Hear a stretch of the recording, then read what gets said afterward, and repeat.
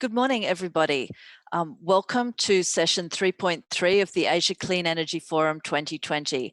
My name's Emma Veve. I'm a Deputy Director General with the Pacific Department of ADB, and I'm your moderator for the next hour and a half of this session runs through. We've got a really interesting lineup of international speakers and a panel to look at the issues of how we can really get the plus out of solar energy systems, what we can add in terms of interesting cross-sectoral additions, community engagement, etc., to really get the most out of solar PV systems. So I welcome you to this morning's discussion. Please listen, enjoy. Remember to post your questions. There'll be an opportunity at the end of the panel for me to pose your question to our speakers and panelists. So please do help me out with some interesting questions that can really get the discussion going. In the first instance, I will throw to our scene setting speaker, who is Ms. Camilla Loxon, who is a special senior advisor to the Office of the President at ADB in Manila. This is a position that Camilla has held since March this year. Prior to that, she was in fact my Director General in the Pacific Department. She's also held other senior management positions around the bank, including in the Sustainable Development and Climate Change Department. So mixing that experience and her experience in the Pacific, there's probably no one better in the bank to set the scene on the issue of Solar Plus. So please, Camilla, I'll hand to you now. Thank you. Thank you, Emma, and a warm welcome to all our experts and panelists, and to our guests, our participants, to our first virtual Asia Clean Energy Forum. We are all seeing how climate change and extreme weather events, rising sea levels and temperatures, super typhoons, storm surges and tsunamis, all continue.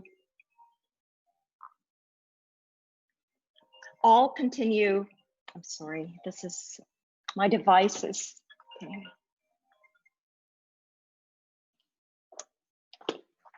No worries, we seem to be having technology some technical issues.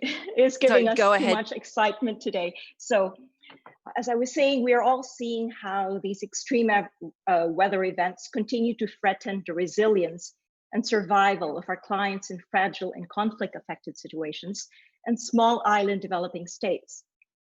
And we are seeing how these natural hazards are being magnified by the coronavirus pandemic, which amplifies the development challenges faced by our FCAS and SIDS clients.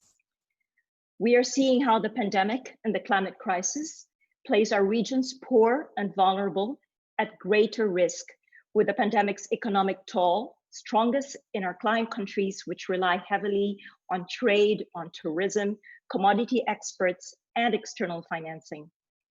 There is no doubt that the pandemic's economic costs will be quite overwhelming to the small island states of the Pacific, which import nearly everything, and where tourism, as many of you know, is the main earner for many. We are working alongside our development partners to help our FCAS and SIDS clients overcome their economic, energy, and food insecurities, among others.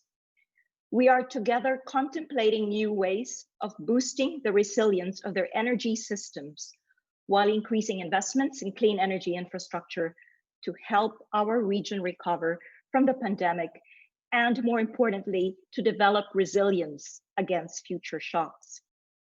This morning, we're very fortunate to have our experts and panelists showcase some approaches we can replicate to help our client governments build back smartly, paving the way for a more sustainable recovery. They will shine the spotlight on approaches they have employed to advance resilience and sustainability across communities. They will help us to think ahead and perhaps define the contours of a roadmap, which will help our clients progress towards their energy-related commitments under the Paris Climate Agreement, as well as progress towards the Sustainable Development Goals. They will showcase innovations emerging at the nexus of climate, energy, water, and food. They will show us how to better harness a proven technology like solar power. We are all seeing costs have come down quite substantially globally, and efficiencies have trebled by some 15 to 20%. as well as applications being widened. Now, new solar cells extract far more energy from sunshine with much greater efficiency. And we are seeing solar farms being redesigned in radical new ways, using small-scale applications that do not require any connection to the grid. Our first speaker will show how an off-grid community in Pakistan achieved resilience by enhancing community stewardship, as well as training and operations and maintenance of solar-based appliances. Our next two speakers will portray innovative hybrid renewable energy systems for greenhouses, aquaculture, agriculture, and cold storage, desalination, rainwater harvesting, and solar pumps. Our panelists will illustrate the value of smart microgrid systems in remote island applications while showcasing innovations in ADB's own clean energy financing.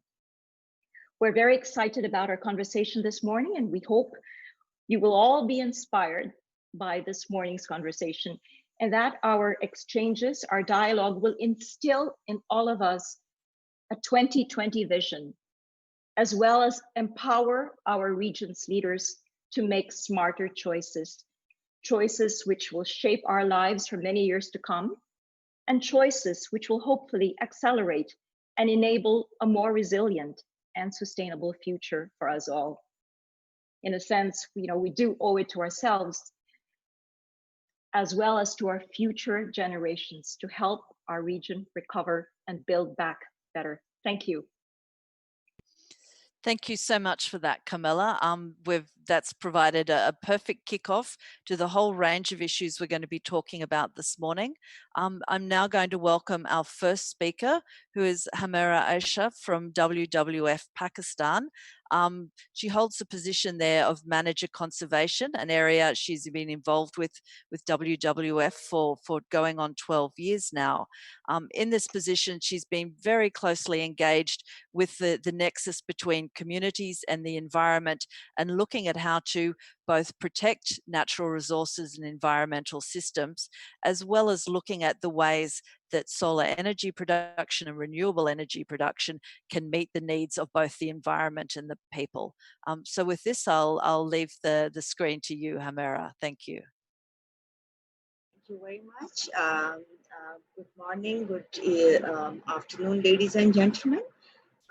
So this work that I'm going to be presenting demonstrate basically a case study of the work that we have undertaken in the off-grid communities in one of the largest cosmopolitan cities in Pakistan to look at how we can use solar energy as a mean to not only solar power off-grid communities, but also to build their resilience to climate change and economic development. So this is basically an outcome to the work that we have undertaken during the past 3 years. And the overall objective of this initiative that I'll be presenting today is the enhancement of energy security and climate resilience to the marginalized communities which are living in the off-grid and also in the coastal areas of Karachi, which is the largest cosmopolitan of Pakistan. And one objective that we also have this work was basically to come up with a solar solution which is not only acceptable to the communities, but they own it in a way that it is adoptable and it is sustainable in a longer run, while we make sure that we do not miss out on the key partners which has either a role to play in the management or in providing the solar energy efficiency. So the work was spanned about a 3 years duration from 2017 to 2019. So a bit of the context of the area where we have work as part of this initiative. So you could look at a map of the Pakistan at the bottom of my screen. And in here, you could see Karachi, which is the largest cosmopolitan city in Pakistan. This is an economic hub. But interestingly, the city also harbors a range of issues. And it also has a number of natural resources related importances which are linked to it. And then for Karachi, you have beaches where there is ecologically important site success for species like endangered green sea turtles. And then you also have the same communities which are highly dependent on the natural resources for fisheries. Pakistan also harbors the 7th largest arid mangroves in the world. And these are the communities that we are referring to in this project are highly dependent on the for the fuel wood consumption as well. So as part of this initiative, we have focused on areas of, you're looking at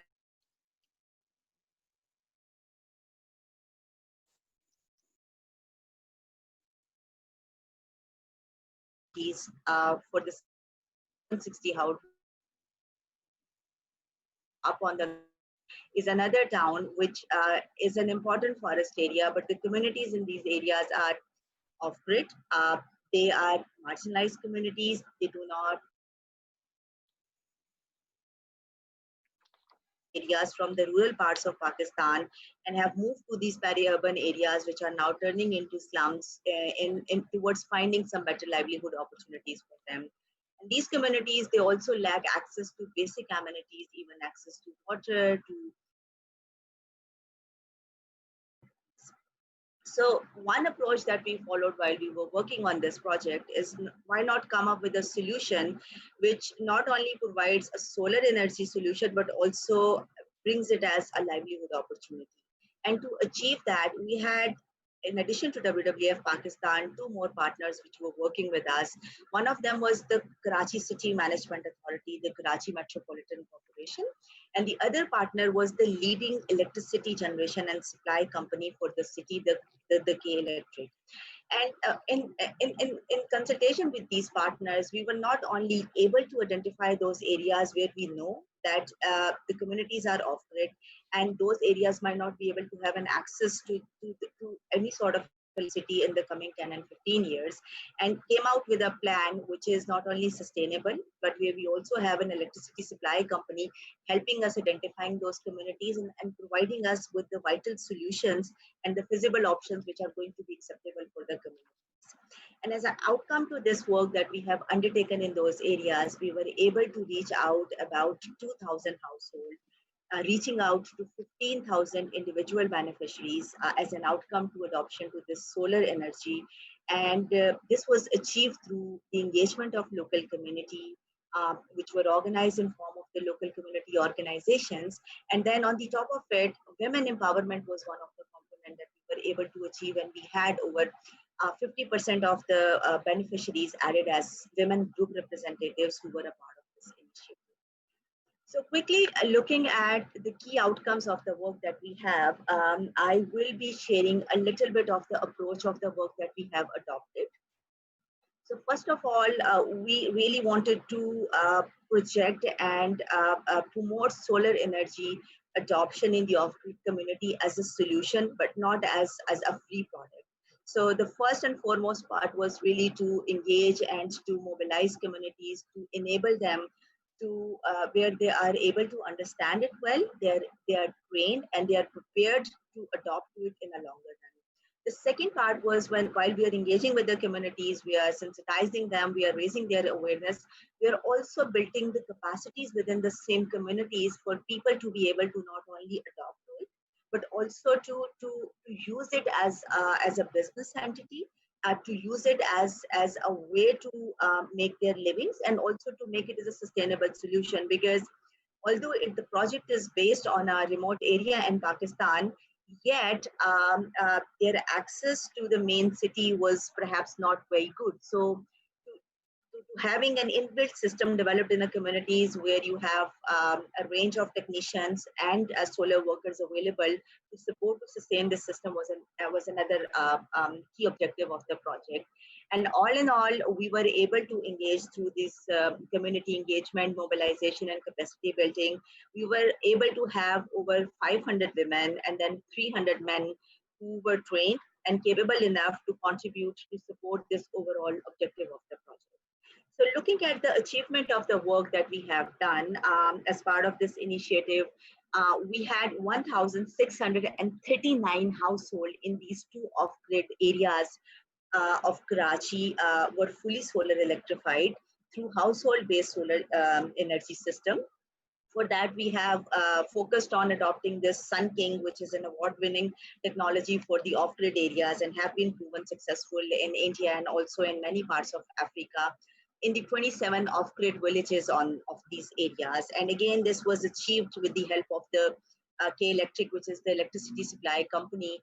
And the technology solutions were really chosen based upon the household minimum requirement and also to see what is feasible to and workable in those coastal and off-grid areas of the of this area.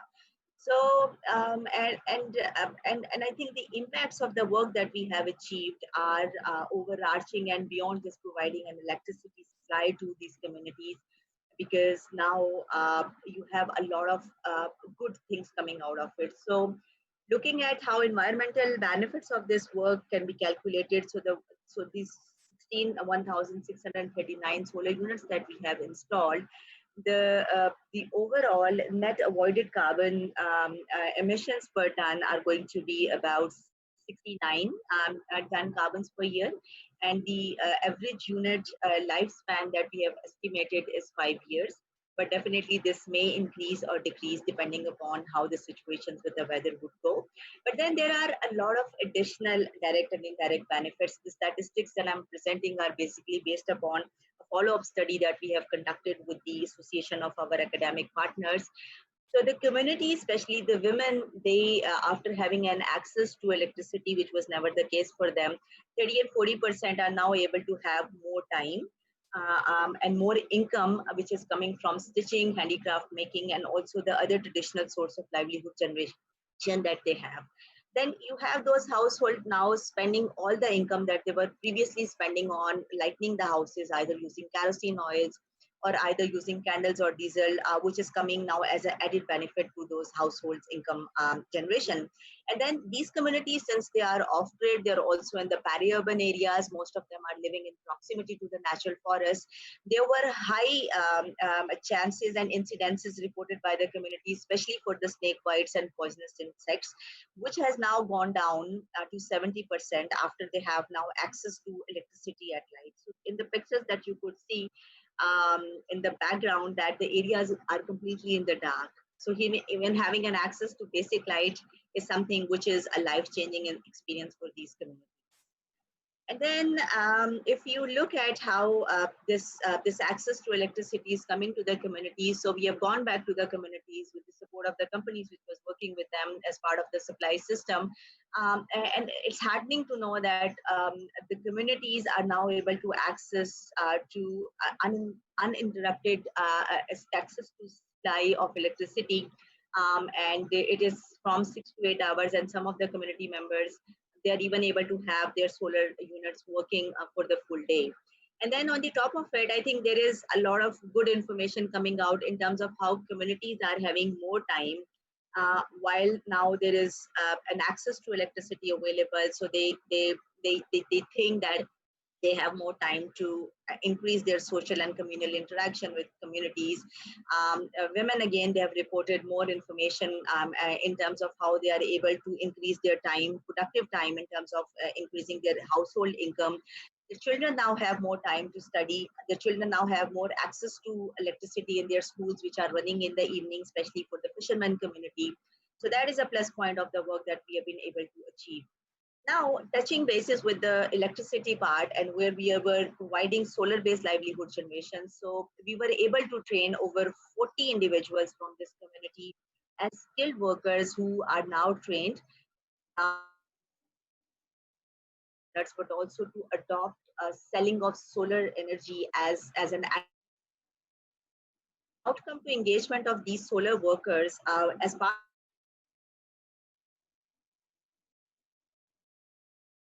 They not only helped to install the solar units, which were installed as part of this initiative, but they were also providing solar units to the communities which got interested into it later on.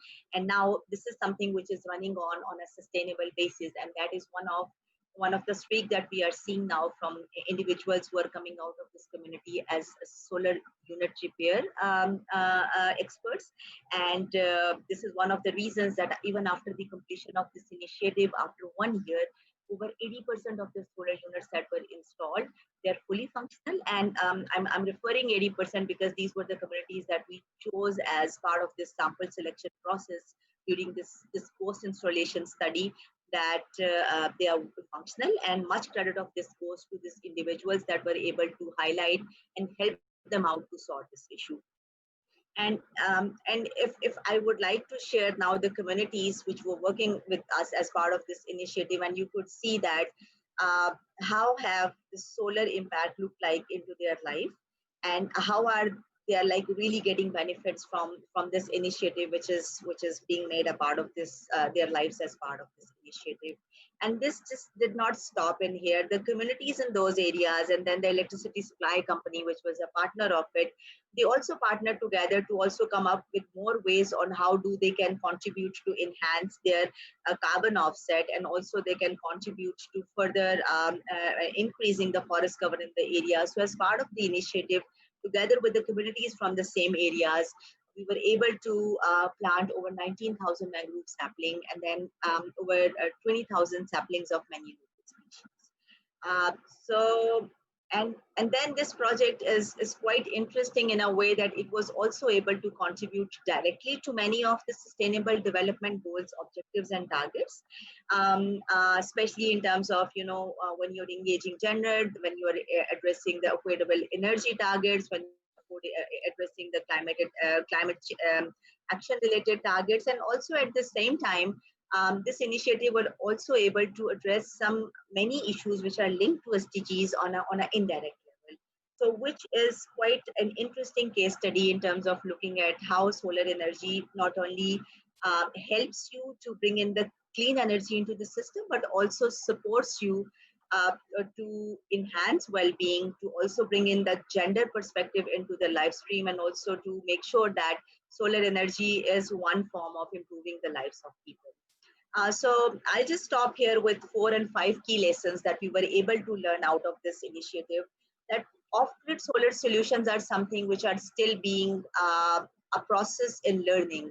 So while working with these 27 villages in 2 main off-grid communities with the city management authority and with the leading electricity supply company, we were able to adapt a lot in terms of what works and what does not work. So what solar solution which was acceptable for one community perhaps was not a doable option for the other communities.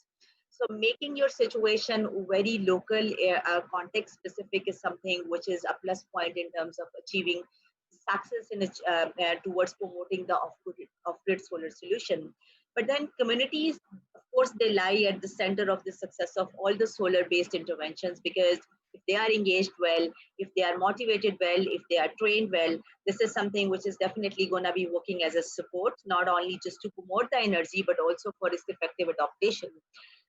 And then in addition to empowerment, I think where you also have the renewable energy supply to communities, I think it's also important that we really stay there for a couple of longer period of time after the installation is done, to see how are the long-term impacts are coming along, and if the communities are definitely going to be needing time. So in this intervention, what we were able to fetch out of the work, that communities where some of them were very able to adopt to the solar units very, very quickly. Some of them took time to really understand the effectiveness of this work.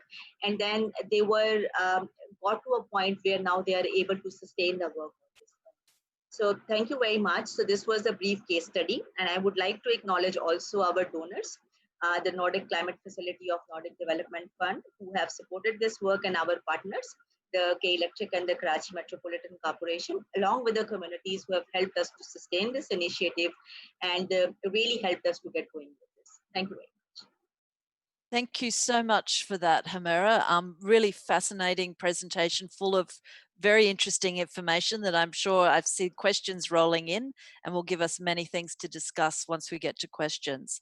I'll now turn to our second presenter, Mr. Jay Lane.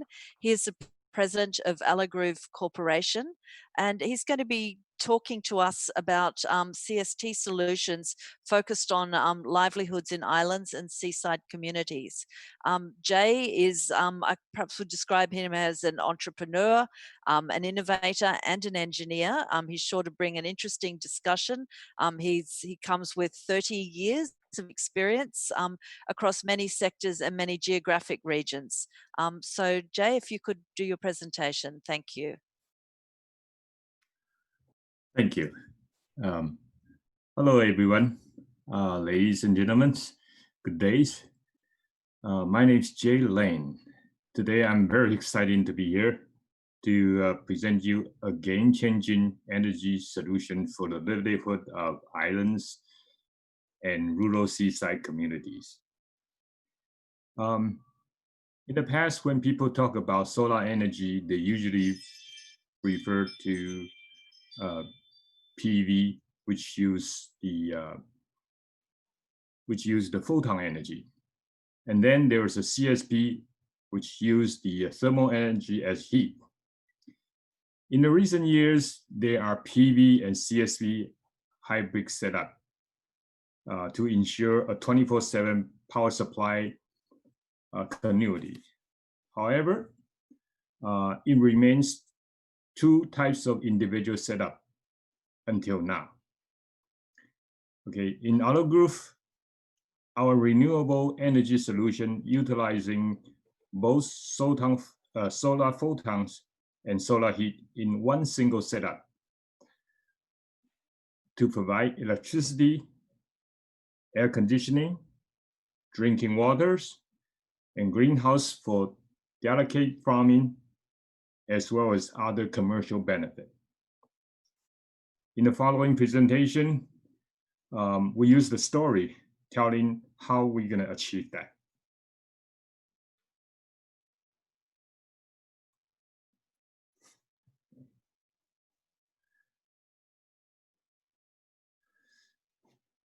Welcome to Patricia's Greenhouse.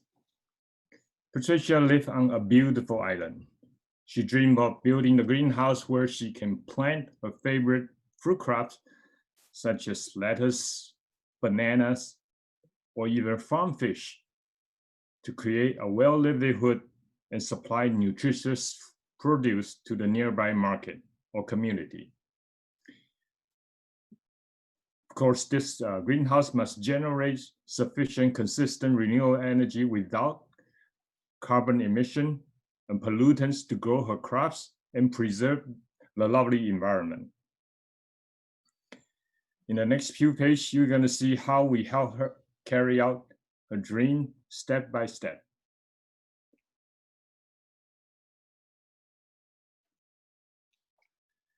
Step 1. We first built a greenhouse farm occupied in a 3,500 square meter land with 76 partitions of each with 36 square meter each of it.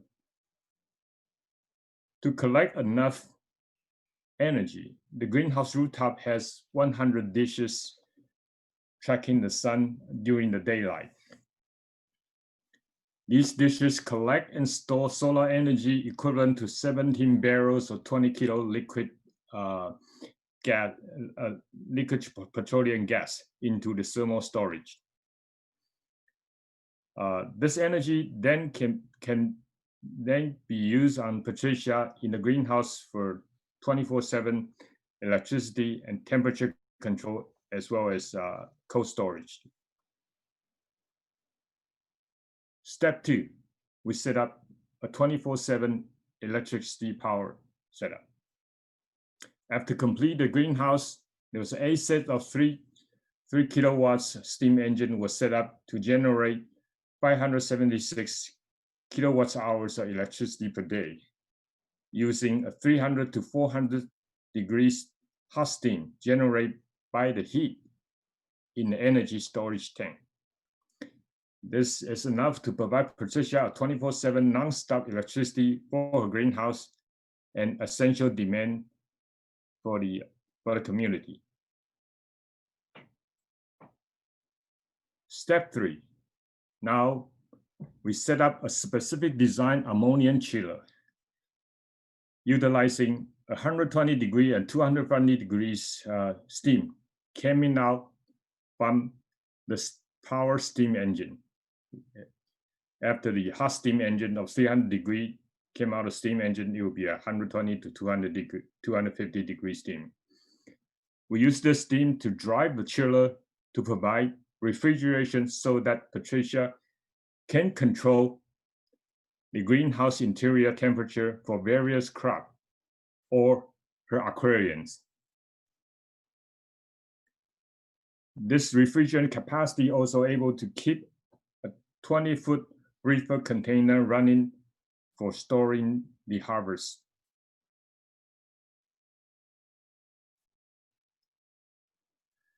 Step 4, then we need the water now.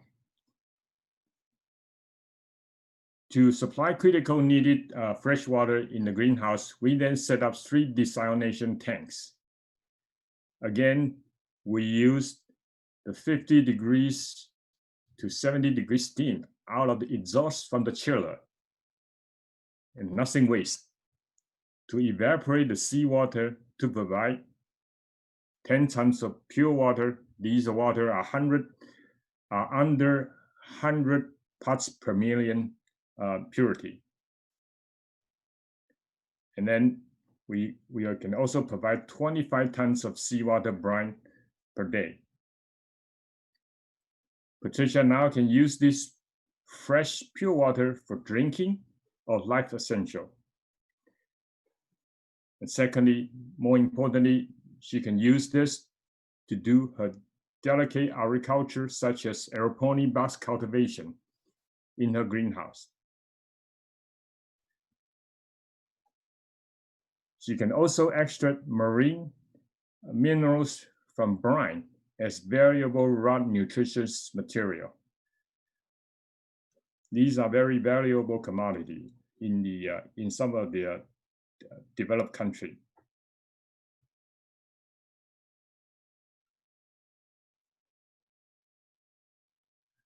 Step 5. Our CSP dishes on the rooftop not only should collect heat, it can also reflect 412 times of focused sunlight into greenhouse interior.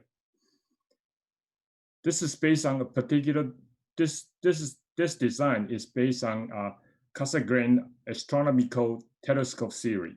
So we can focus that, we can get that focus light and guide it into the optical cable.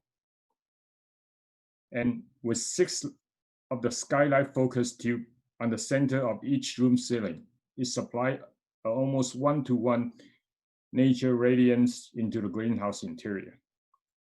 Patricia can control the radiance for photosynthesis of crops in the greenhouse to cultivate variety of crops based on the demand. Bear in mind, actually, this greenhouse is air conditioning, and the light can be controlled as well. So the variety of the crop, it's greatly abundant.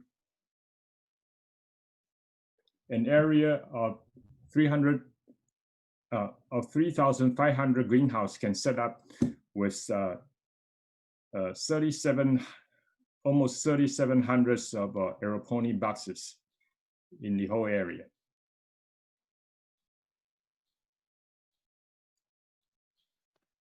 Here comes the interesting part. While there is a sunlight in both outside and inside the greenhouse, we can install this panel on the remaining area of the rooftop as well as interior wall to generate additional electricity.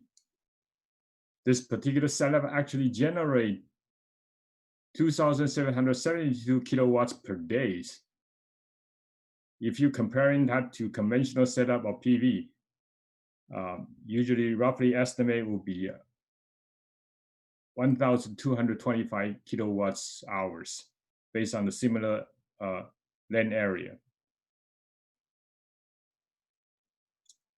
With the extra electricity in the daylight, Patricia now can electrolyze pure water into oxygen and hydrogen, then be used in the fuel cell for off-peak utility demand or portable power on these smaller transfer vehicle, which is suitable for island transportation.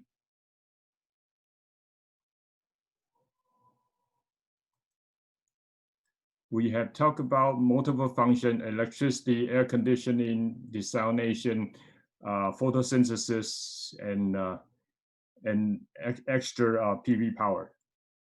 In this video clip, we're gonna recap all these stuff together and give you a nice autonomous energy greenhouse.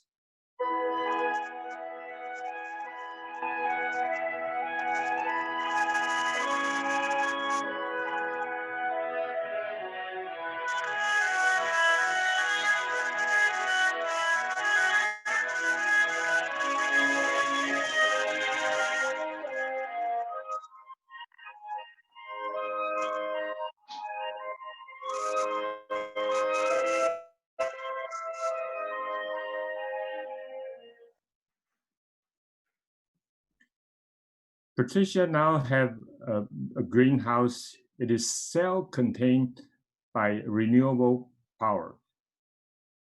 It provides power, water, creates sustainable economy value for herself as well as community. Often these areas are rural area as well as some of the underserved areas. The system resolves a critical livelihood that is facing islands and rural seaside, including satisfy the need and enable development for the inhabitant. Of course, more importantly, it preserves their precious, lovely home as well.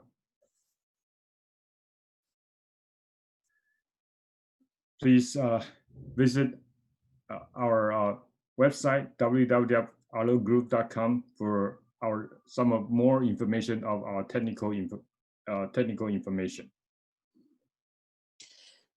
Thank you. I saved the last for the last. So this is a table that shows some of the benefit we estimate after years. I'm not going to go through the number, but it will. Please feel free to download it from the ACEPS server. I believe you will find it very fruitful. Right, and thank you for everybody's time. Yeah. Thank you so much, Jay, for that interesting and very personal story of Patricia and her greenhouse and its many, many benefits. I'm looking forward to asking some questions myself about some of those numbers and the things that are happening with the greenhouse. I'll now turn, in the interest of time, to our next speaker, who is Mr. Sennett Tyagi. He's the Managing Director of Insol Energy Private Limited. This is a company that he set up himself in 2008 and since then has led from strength to strength. He's going to be talking to us today about climate change, agrivoltaics, and solar energy, and again, greenhouses, a popular topic today. So thank you, Sennett, if you could start your presentation. Good morning, everybody. Thank you for having me part of this wonderful session. I learned a lot about the off-grid solar aspects, as well as clearly AlloGrove has solved a very important problem. I'm going to be talking a little bit about bringing solar and vertical farming together in agrivoltaics. What I'm showing here is a little bit brief about Insolair. We've been working since 2009 with proprietary technologies, where we focus on bringing technological expertise to bear upon sustainability and climate change. And we started with solar. We've done so far about 125 megawatts across lots of states in India. We are built around ideas of innovation, quality, integrity, and disciplined use of technology to give the results desired. As I mentioned, we've done a lot of work across all the states in India and some also in Nepal. Some of the example projects which we have done include rooftops on CNI, ground-mounted with tracker, and also a photovoltaic covered canal, irrigation canal, about 4.5 kilometers of the canal was covered for about 10 megawatts of solar power on top of the canal. That reduces the evaporation, makes therefore the water reach where it is intended to reach, the farmers, and that makes a lot of positive impact across the society. Besides saving on land, providing solar, at a very viable cost. The last part is we've done lots of carports where obviously, again, land dual use and makes it useful for keeping the temperatures under control inside the cars. Temperatures can go as high as 50 degrees Celsius in India, some corners. This carport is in Rajasthan, Jaipur, and that is really helping our clients keep things cool. So going from there, we wanted to look at impact of climate change on agriculture. And it is, Indian agriculture is particularly vulnerable to change of climate. The 1 degree C rise in temperature can reduce yields by as much as 10%. And that can be a big impactor, given that we are seeing already upwards of 1 degree happening, and the 1.5 degrees average rise would translate to more than 2 to 3 degrees rise on the Indian subcontinent. So that would be a big impactor on the agriculture. In addition, monsoons are critical. What I show here is a snapshot taken from 1st of June, where there was a cyclone or a typhoon, as it's called in Southeast Asia, bearing the way on the west coast of India. And the monsoon in this Arabian Sea, the cyclones in the Arabian Sea are now becoming more common than they were historically due to climate change. And therefore, the impact of things like untimely rains would hurt many of harvest. And in addition, that would lead to the cases of long dry period followed by floods and storms, which are causing problem. And all of this early, late, and untimely rain overall hurts the agricultural output.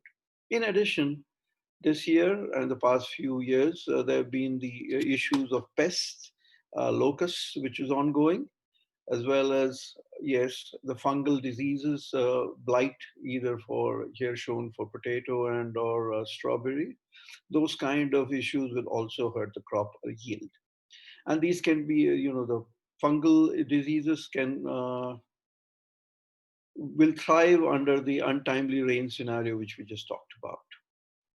Nonetheless, the summary of it is climate change is going to make feeding the billions that much more difficult. So how do we go about it? So we look at the greenhouses, and we just heard about a wonderful greenhouse design. Here we are looking at greenhouses with photovoltaic on top of the greenhouses. Now, one issue which immediately happens when you start putting photovoltaics on top of greenhouses is that the structural cost of making greenhouse increases substantially.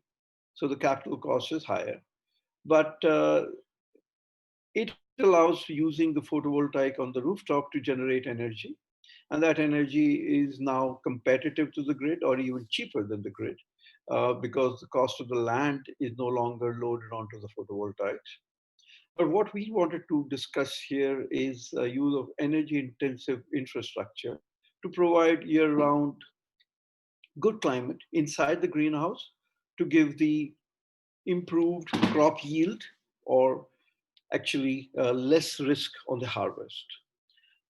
We've tried to talk here about a design which using hydroponics, so reduce 95% reduction of use of water, giving better yields, higher value vegetables and fruit and grains, and make them pest-free by excluding the pests out, and therefore reducing the use of pesticides, which has impact on everybody's health. So all of this is using the energy which is generated from the rooftop, and there would be some extra energy to be sold to the surrounding grid, to thereby, allowing the surrounding community to benefit as well from the solarization. We talked about bringing in the technology into the farming. So as I said here, agrivoltaics with the approaches adopted in vertical farming, used in rural farming urban farming setups, where you put stacks of trays with the required crop, whether it's lettuce or spinach and other green leaf vegetables, or things like strawberries and tomatoes and higher value products. So vertical farming has been shown with extensive use of energy to give up to 100x higher yield per square kilometer per year, per square meter per year. What you get about 4 kilograms per square meter on land in a year of lettuce, you can get up to 400 to 800 kilograms in vertical farming. However, that uses a LED control light spectrum to match the growth needs and extended light hours, as well as water, which is set in controlled manner to give hydroponics or agroponics kind of things. And here, essentially, by using rainwater harvesting and efficient water use, we would be able to reduce the consumption significantly of water. All of this, however, uses a lot of energy. It can take up to upwards of 150 kilowatt hour per square meter per year. And that is one of the critique of vertical farming. Albeit still a lot of vertical farming technology development and agricultural pilots are ongoing. And some of the countries in the northern climates are adopting these to getting better crop yield. Now, one comment I do want to make here is that we took a perfectly sunny day outside, enclosed it and put in a solar PV on rooftop, and we darkened it, and you might say that sounds all counterintuitive. Why would you want to do that in a tropical area like India? The point to be noted is that when the temperatures of the outside are going very high, 40, 50 degrees, the greenhouse is really trying to keep it cool and not heat it up, which is what, say, a Dutch greenhouse would be trying to do. And that's the difference here. By actually using the solar rooftop on the rooftop, we are able to collect light and convert it into cheap energy.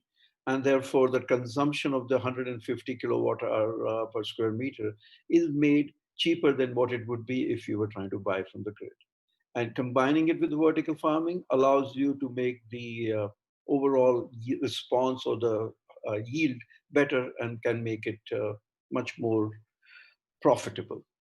I will not go into this design, but this is from a industry norm PV syst, and we are looking at how to generate 24/7 electricity with battery backup, where the loads are of the lighting LED and water, where pumps and the tubes and the spigots needed for the hydroponics, as well as the air conditioning for the climate control.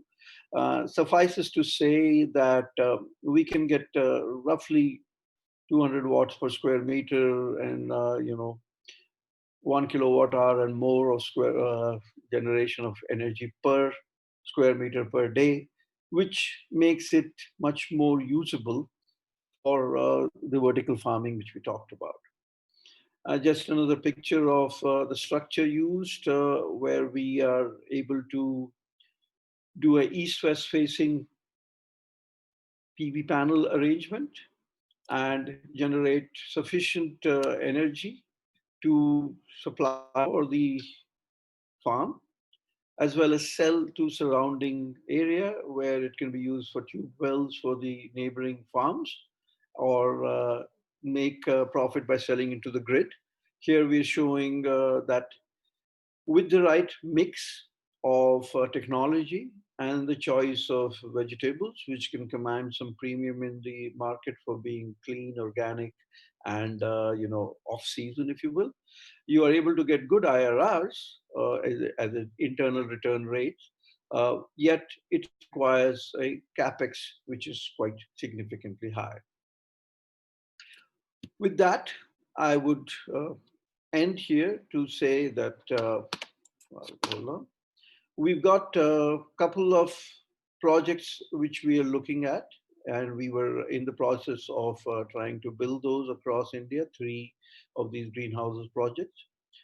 Processes for approvals, etc., have started. We need to get approval for connecting to the grid, for the variety of other aspects. Land is ready, and we have partial project equity done, and we are right now in the process of trying to do a financial closure of the projects. So we hope in a year's time to be able to come back and show how we are actually meeting the targets of the project and giving a profitable project out there. I thank you all for your attention, and would be happy to answer any questions you may have. Thanks again. Thank you so much, Sennett, for that presentation. I think now we've got to the end of 3 presentations, all talking about slightly different uses for solar PV thermal energy, but all intended to meet very specific problems that have been identified and really maximize the benefits coming out of projects. They provide multiple streams of benefits. I'm now going to turn to our panel. We have 2 panelists with us. We have Mr. Tom Clausen, who's a director of FlowGen Technology. He comes from a financing background and is the manager of business development also with FlowGen. And we have with us Annika Seller, who's a senior advisor to the vice president at ADB. I'm going to turn first to Tom and ask him to reflect on what he saw as any very interesting issues in the previous presentations, and also share some of his own experiences on trying to extract more benefits, in effect solar plus, out of renewable energy projects. Thank you, Tom. I'll hand to you now. Thank you, Emma. Well, hello everyone. I'm happy to be at this panel. And if I look at the review, the 3 presentations so far, I mean, many of us take electricity for granted. However, we have to acknowledge that there are millions of people that do not have electricity. And if I just review or recall the story in Pakistan, if communities have electricity, particularly clean electricity or green electricity, it is a game changer. And the beneficiaries of electricity are mainly the women and the children. Now, it is important that we continue to support these initiatives, that more and more people, because there are still about 600 to 700 million people that do not have access to electricity, that they get access to electricity. However, what we have also seen in these presentations, particularly in the second and the third presentation, electricity is the mother of many different functions. So if you don't have electricity, there is no online education, which is fundamental today. If there's no electricity, it's very hard, to have a good crop. And so I think it is very important that we continue with all these initiatives and focus on this solar plus, that we can change the quality of lives of millions, maybe even billions of people. So I think this is just in a snapshot what I would like to share with you, that we should do everything possible to continue to go down this path. I would like to take just 2-3 minutes to share another plus related to solar. If you look at solar, and I think it was Sennett that mentioned before, that we will see more and more cyclones. So that means very strong winds. And solar is wonderful, but if you look at smart microgrids, I think it is extremely important that we look at these microgrids in a more comprehensive manner. That we also include wind, small wind turbines.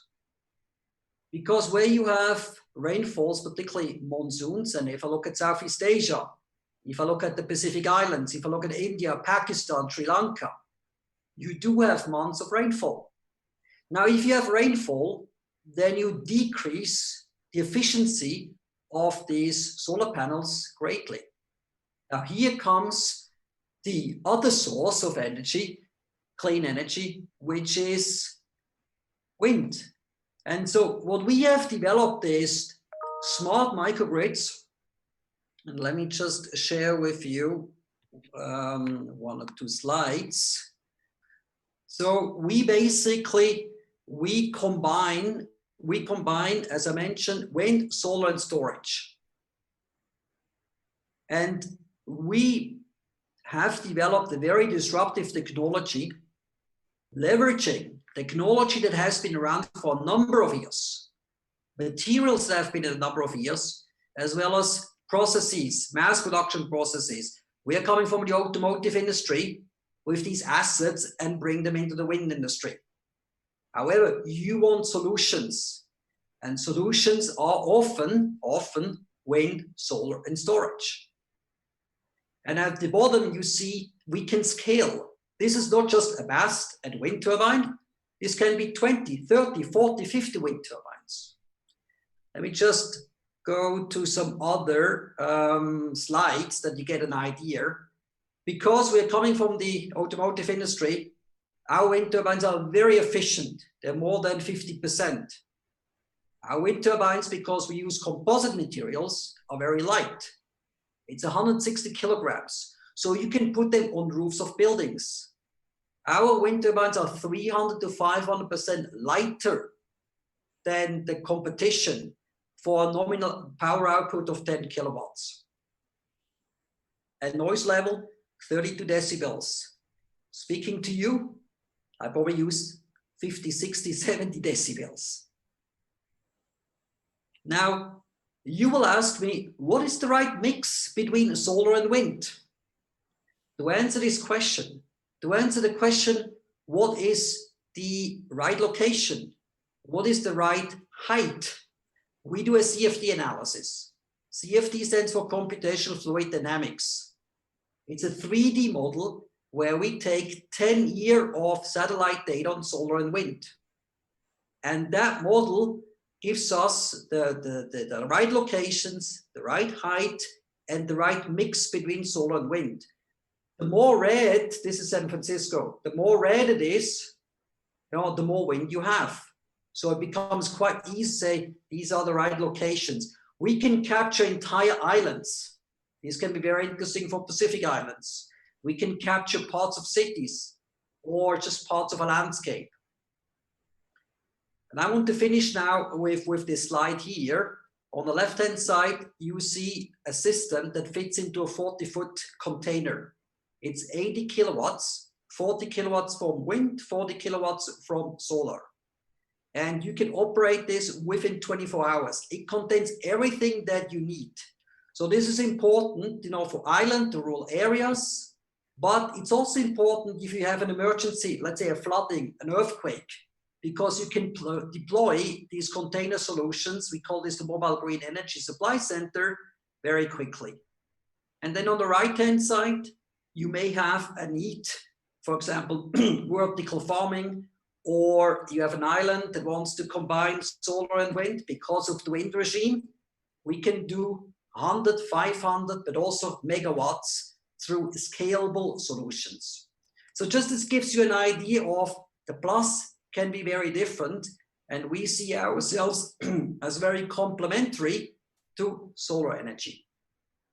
With this, I would like to thank you very much for your interest and for your time. Thank you so much, Tom, for that, and bringing another plus to solar plus, wind energy as well. I'm really interested in these quickly able to be spread systems that we could potentially use after disasters in Pacific. I think it's a really interesting concept, and I'm sure it's something we could discuss a bit further. In the interest of time, I'll just turn to Annika. What jumped out at you from the presentations we've seen? Please feel free to comment on Tom's as well if you wish. And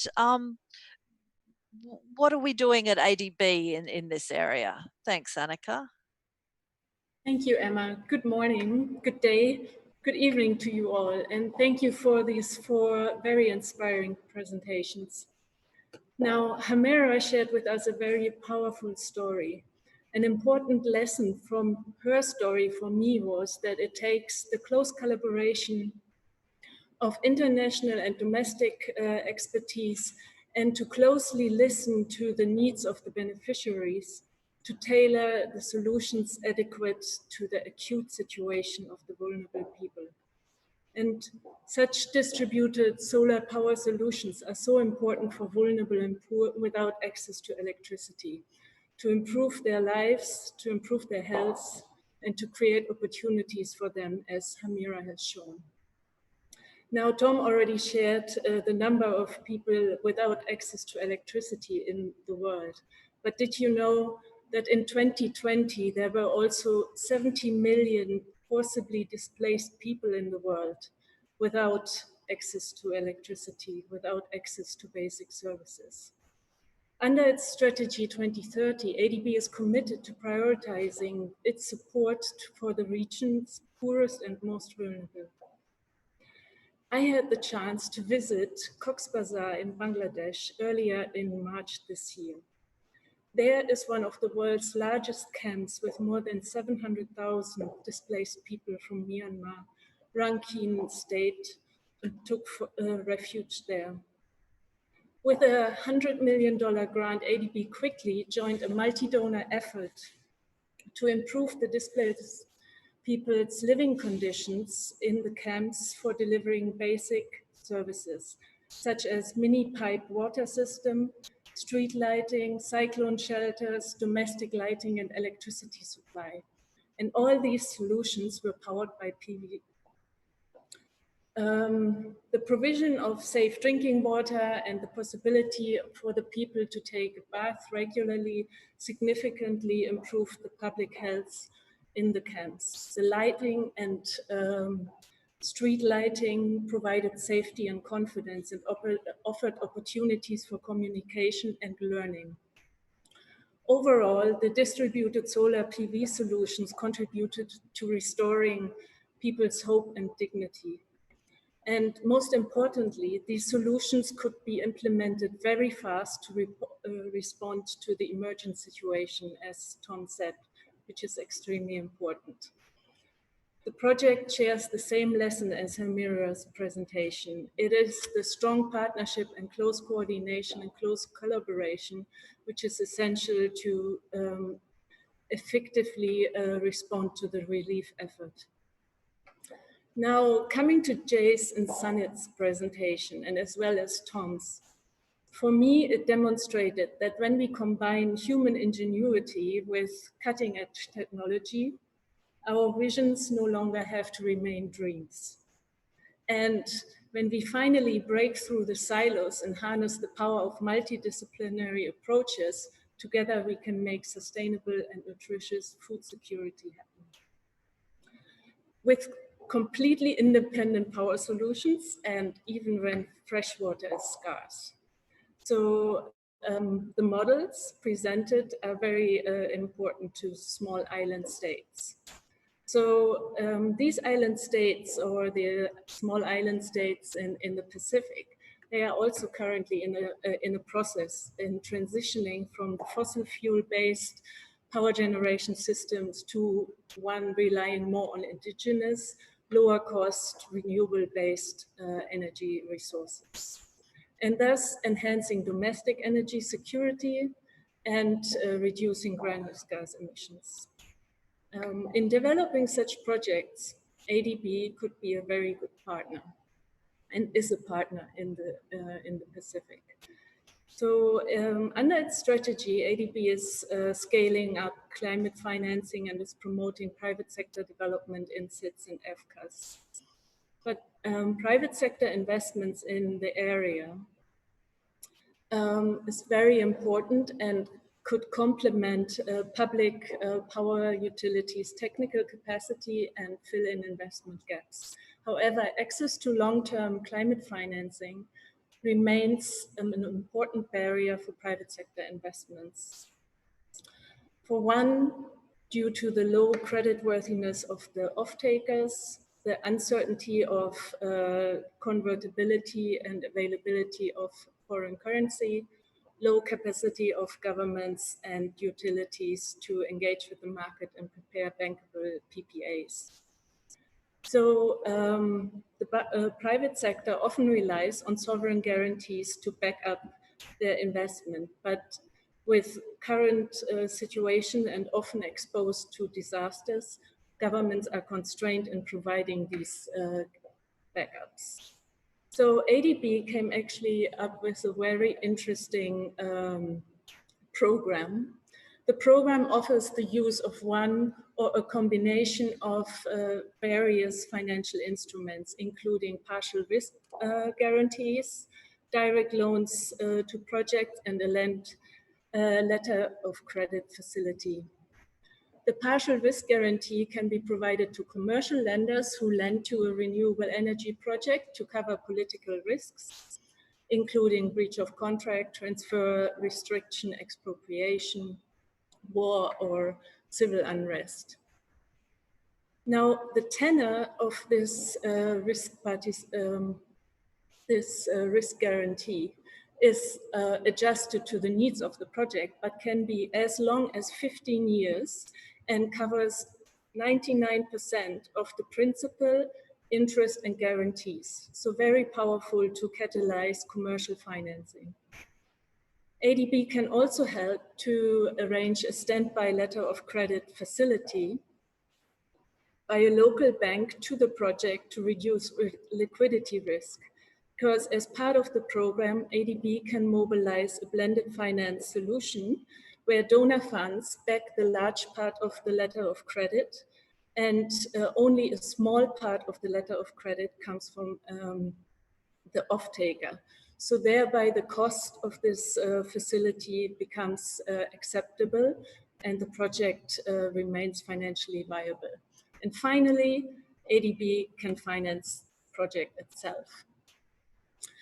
If there is a need for technical capacity building, ADB can also complement with a TA where they provide technical assistance for design of the project, safeguards, or additional other components of the project.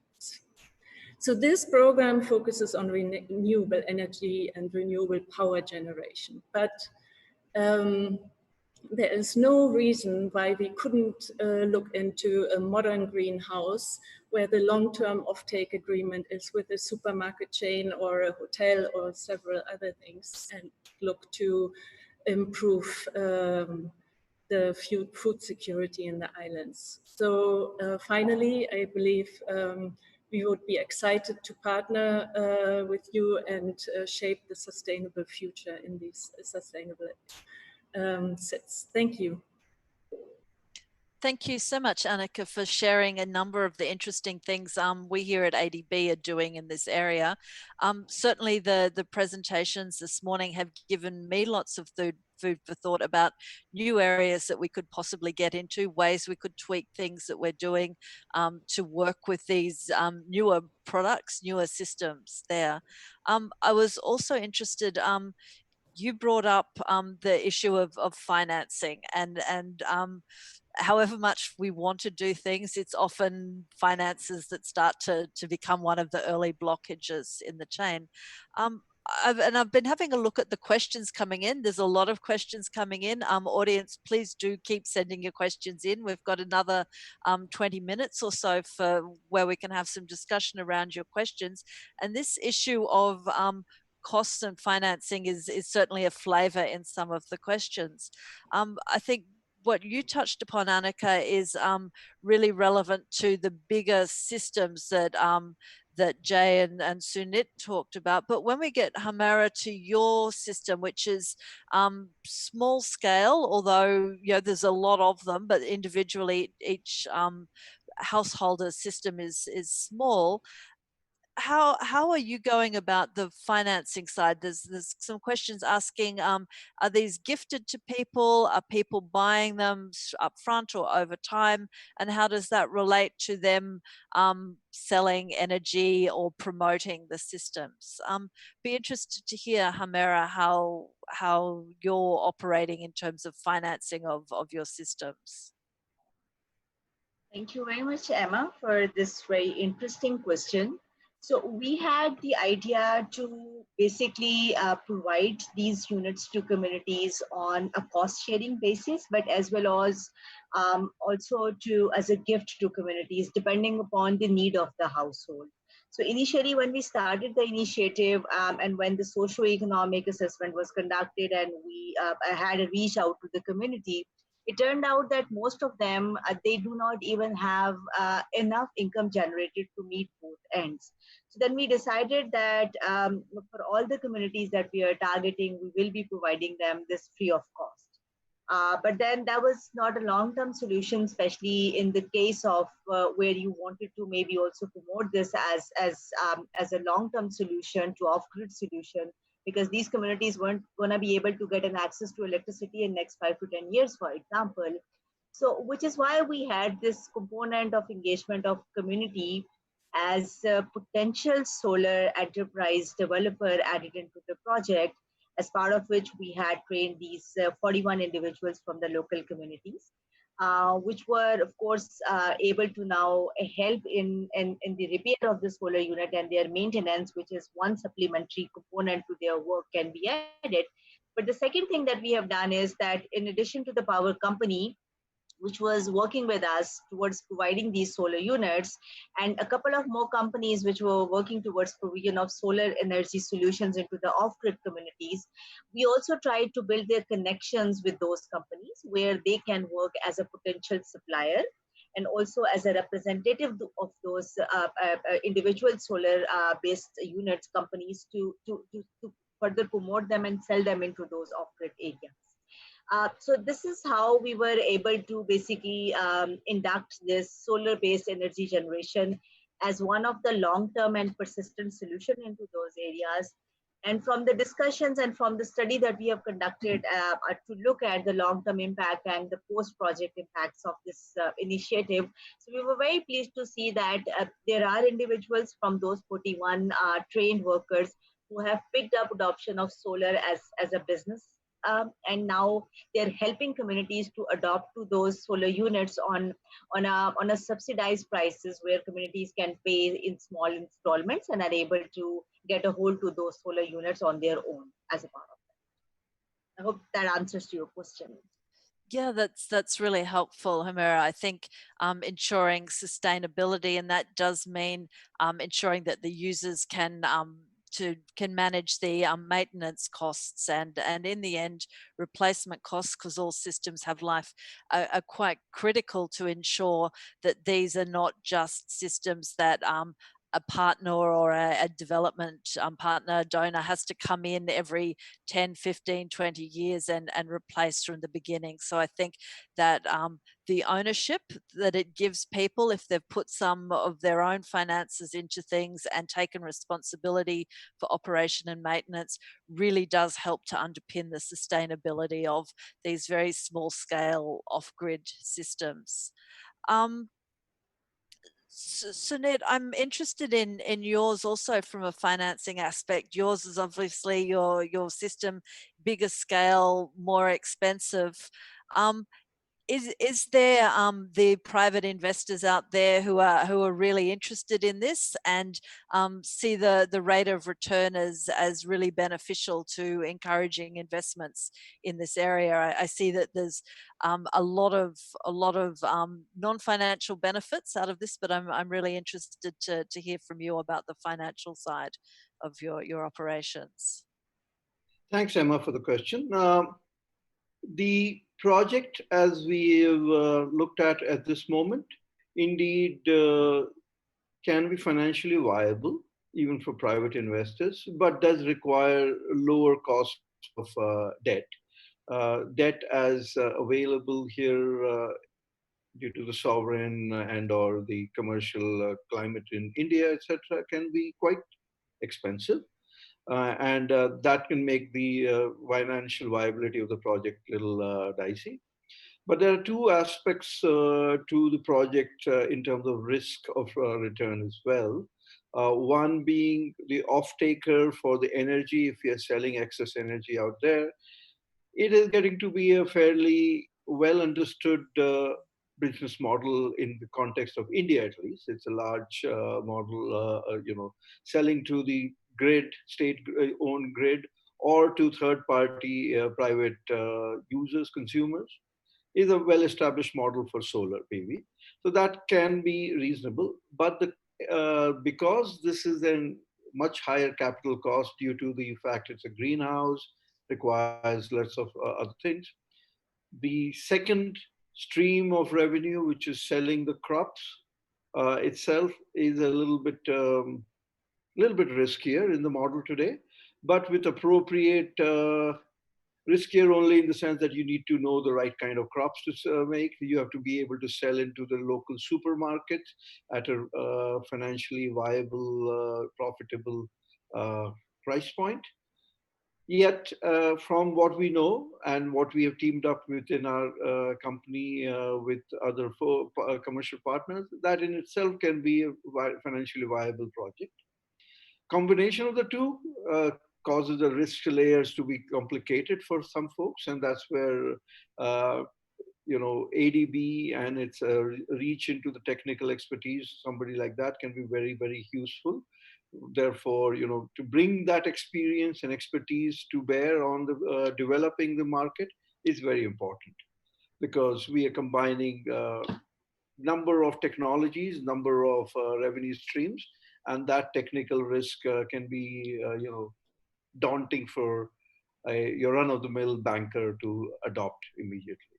So there are challenges in the initial stages, but we are hoping that by doing some of these pilots and showing the scalability and on-the-ground performance, we will be able to get the right kind of products lined up. Thank you. Thanks for that, Sennett. Yes, we bankers can be a bit risk averse at times, but I'm hoping events like this and the opportunity to share with wide audiences what you're doing helps to build a broader understanding of the benefits that investments in systems such as yours can make to the communities involved in them. That said, a focus of this session really is on trying to engage communities in projects. Jay, you gave us the story of Patricia and her greenhouse. I wonder if you could expand a bit more on sort of community engagement in the project, be it in construction, in maintenance, in the operation of your system. I'd be interested to know some more about that. We started as a so-called energy technology provider, just purely as that. Later, we actually discovered that there are more than just energy that we can do with our technology. So when we first designed this autonomous greenhouse, we have the community involved in mind from the start. Okay, as this greenhouse operation and and establishment.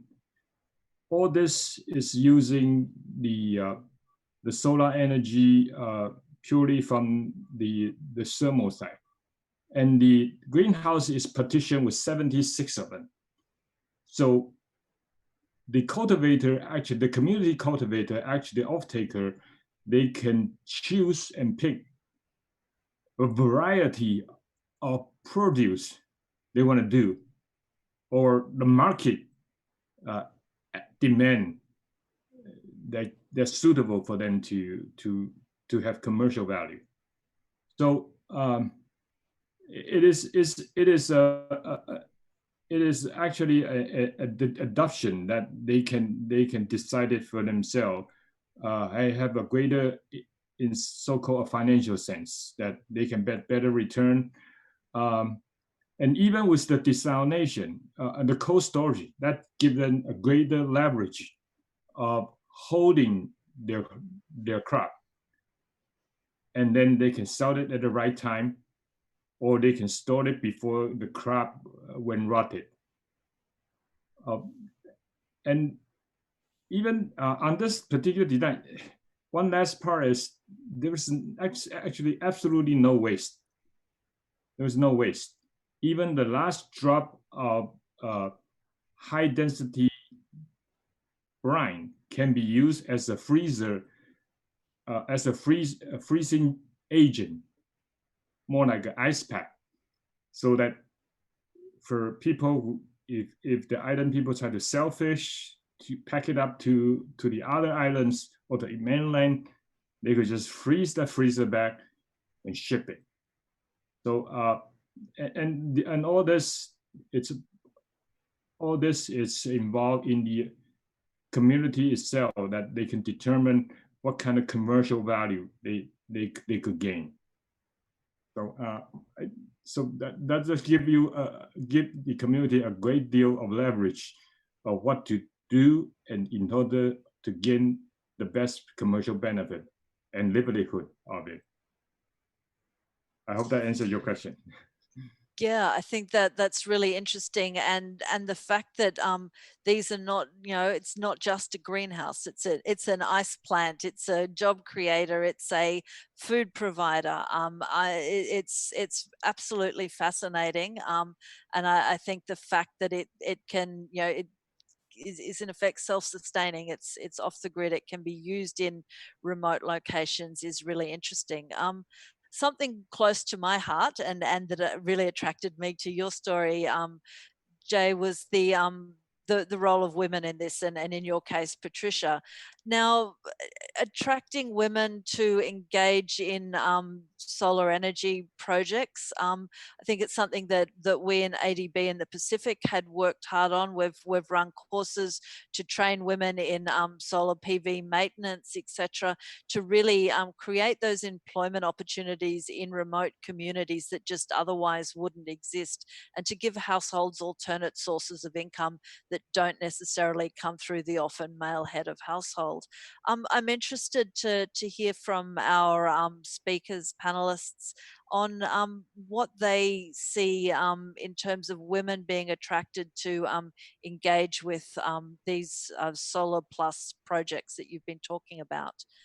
Does anyone want to speak up on this topic? Please jump in.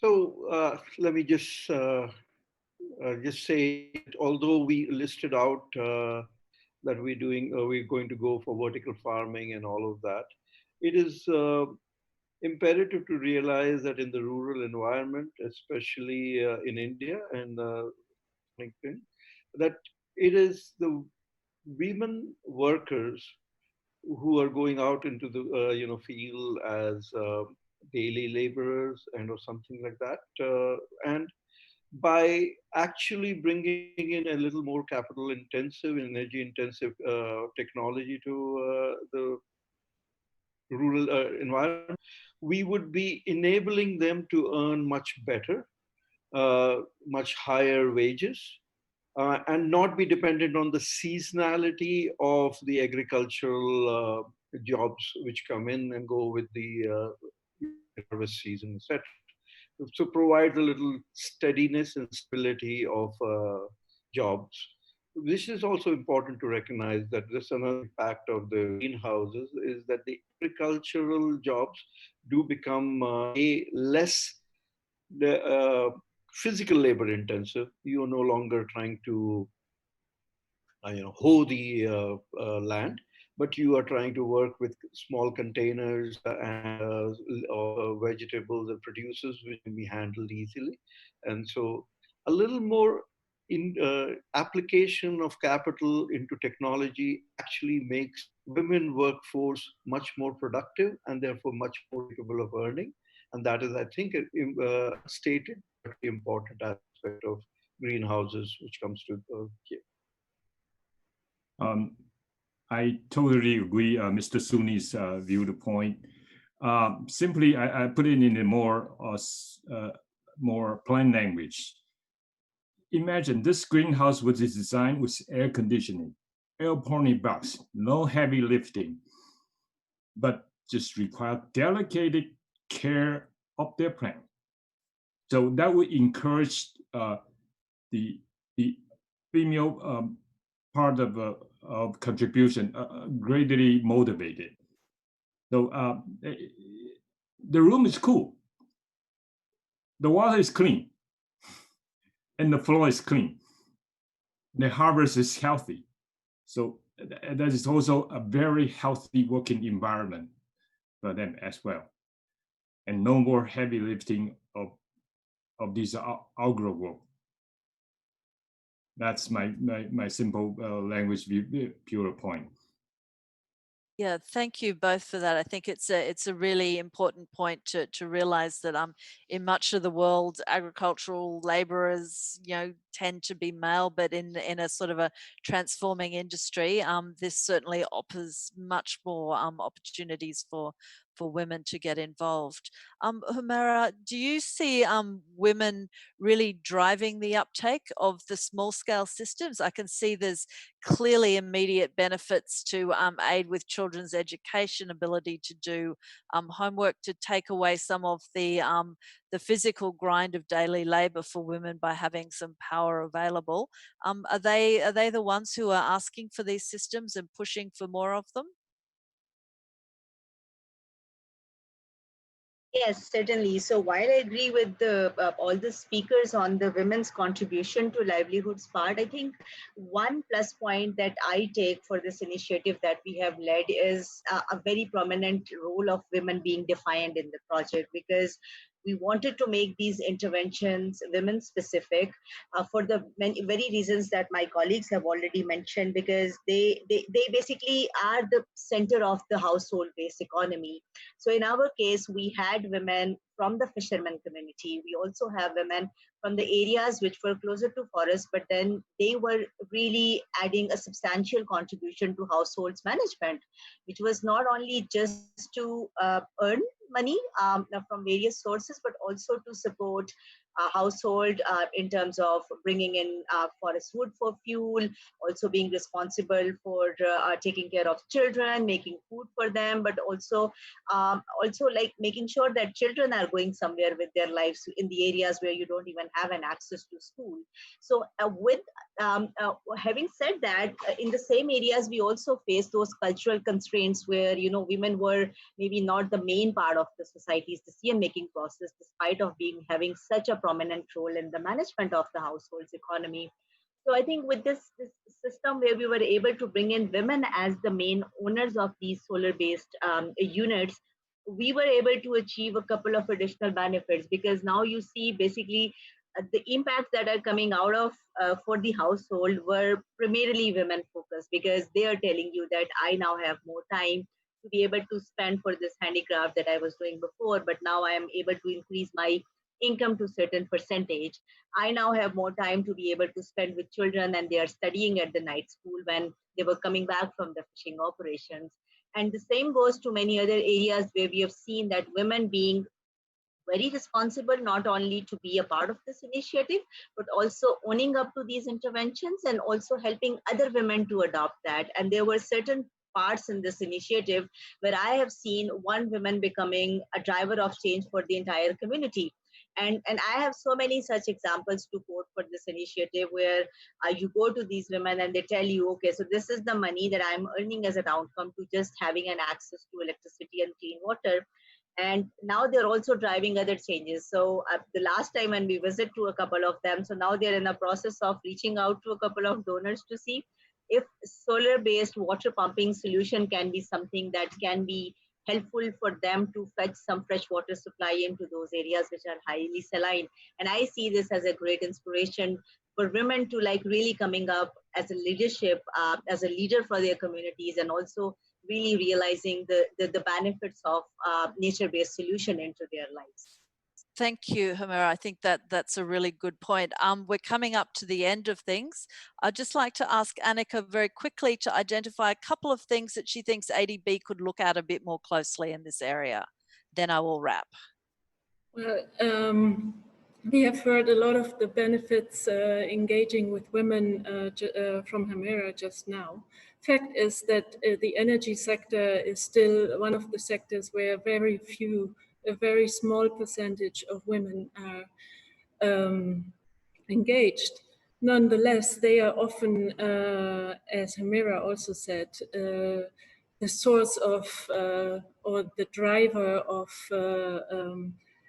taking good care and bringing in innovative solutions. So promoting women in energy is very important, and we have to focus on this.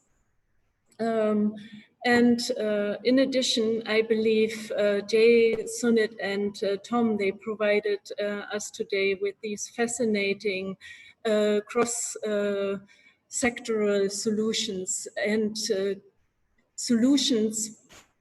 What I particularly like from Jay is there's no waste. So supporting circular solutions, promoting sustainable energy.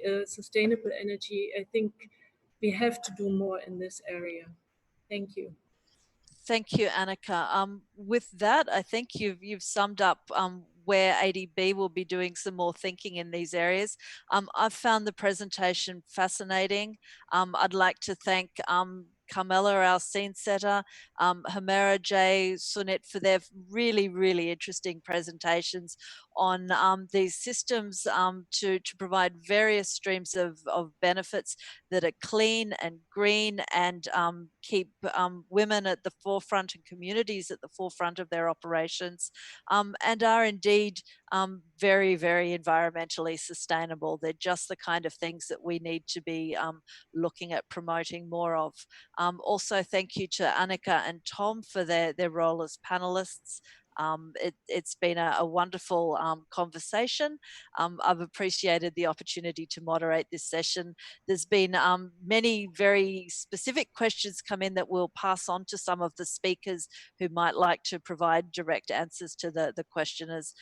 But otherwise, I will say thank you very much for joining the session, and thank you to all our speakers. So goodbye. Thank you. Thank you. Thank you. Goodbye.